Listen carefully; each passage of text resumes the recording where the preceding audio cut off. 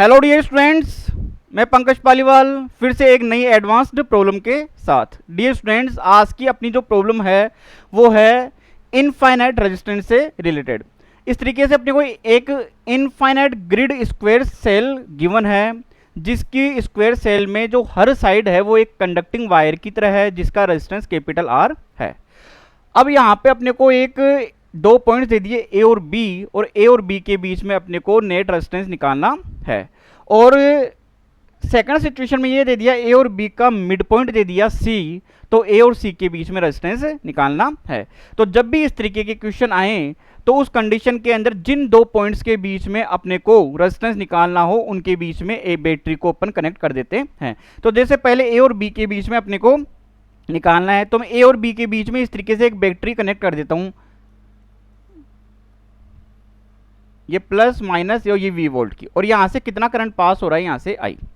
अब जब ये ए के ऊपर ये करंट आता है तो आप ए के ऊपर देख सकते हो यहां पर 4 वायर्स है, और बी के ऊपर भी ये कितने से कनेक्ट है, 4 वायर से कनेक्ट है। इसका मतलब जब ए के ऊपर ये आई करंट है वो एंटर करेगा तो उस कंडीशन के अंदर 4 पार्ट्स में डिवाइड होगा, चारों रेजिस्टेंस सेम है। इसका मीन I/4 करंट पास होगा। तो इस वाले वायर के अंदर कितना करंट पास होगा, I/4 होगा।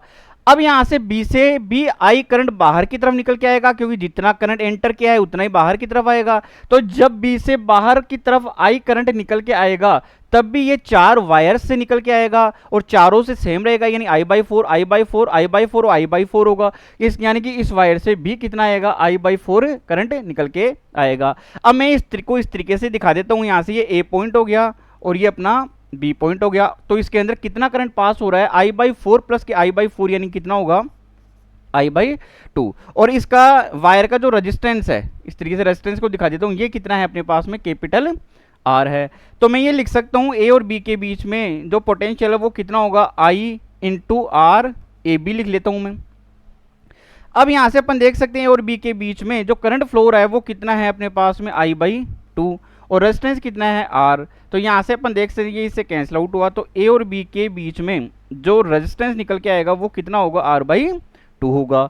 अब अपन आते हैं सेकंड सिचुएशन के अंदर। सेकंड सिचुएशन में ए और सी के बीच में पूछ रहा है, तो ये ए पॉइंट हो गया यहां से, और ये हो गया यहां से सी पॉइंट हो गया, और यहां पे ये जो रेजिस्टेंस लगा हुआ है ये इसका मिड पॉइंट है सी, ये इनकी ये ए और बी के बीच में रेजिस्टेंस कैपिटल आर है। तो ये कितना होगा अपने पास में, R/2 होगा। अब आप देख सकते हो कि यहां से ए से कितना करंट पास होगा, आई करंट आएगा, यहां पे एंटर करेगा, आई करंट आएगा। तो ए के ऊपर कितने वायर्स है, 4 वायर्स है, चारों में इक्वल में जाएगा। इसका मीन इधर कितना करंट जाएगा, I/4। अब आप देख सकते हो यहां से सी, ये सी मिड पॉइंट यहां से, तो सी से ये करंट निकल के आएगा, कितना करंट आएगा, आई निकल के आएगा। अब सी पॉइंट के ऊपर कितने वायर्स हैं, यहां पर सी पॉइंट के ऊपर अपन देख सकते हैं यहां से सी से ये बाहर की तरफ निकल के आएगा यहां से।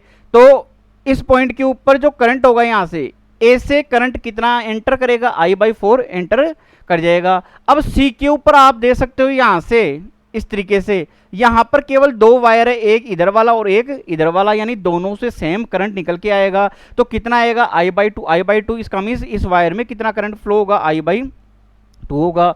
अब मैं ये लिख सकता हूं कि ए और सी के बीच में जो वोल्टेज है VAC वो कितना होगा, I, कितना करंट एंटर करवाया था, I, और ये क्या मान लेता हूं, RAC।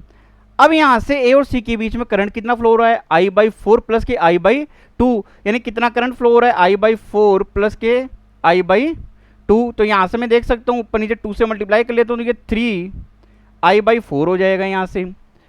अब मैं देख सकता हूं यहां से ये करंट तो कितना हो गया, 3I/4, और ए और बी सी के बीच में रेजिस्टेंस कितना है, ये R/2 हो गया। ये आई इससे क्या हुआ, कैंसिल आउट हो गया। तो यहां से अपने पास में निकल के आ गया ए और सी के बीच में जो रेजिस्टेंस होगा वो कितना होगा, 3R/2